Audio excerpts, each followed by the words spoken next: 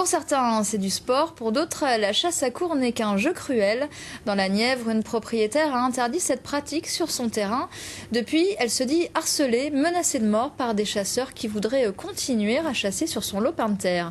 Ses proches craignent pour sa vie. Les chasseurs, eux, démentent. Renaud Gardette et Muriel Rousselin. C'est un coin de nature, sauvage, la forêt des Bertranges, l'une des plus grandes de France. C'est ici que vit Chantal Villain, propriétaire de 30 hectares de champs entourés par la forêt.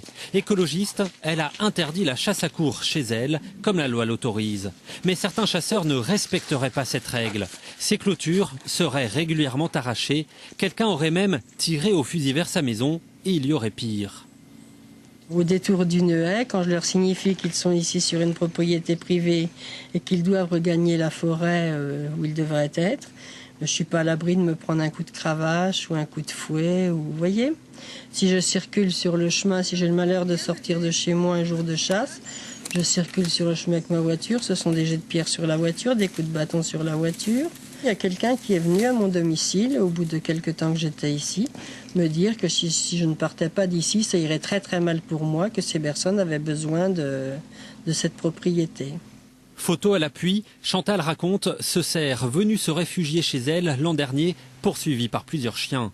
Chantal ne se dit pas anti-chasse, elle voudrait juste ne plus subir le spectacle des animaux poursuivis par une chasse à courre. Vous les voyez arriver, langue pendante, bavant, les yeux exorbités.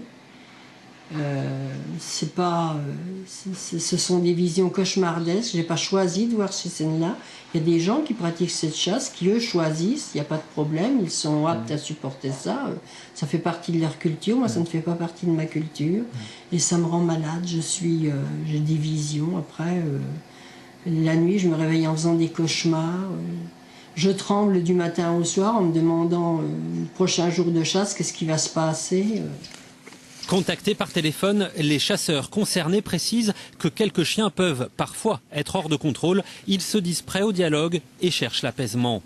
Pas de quoi rassurer Chantal qui s'est dotée d'une bombe lacrymogène pour se protéger, dit-elle. Elle aimerait aussi construire une cabane pour observer la faune en dehors des jours de chasse.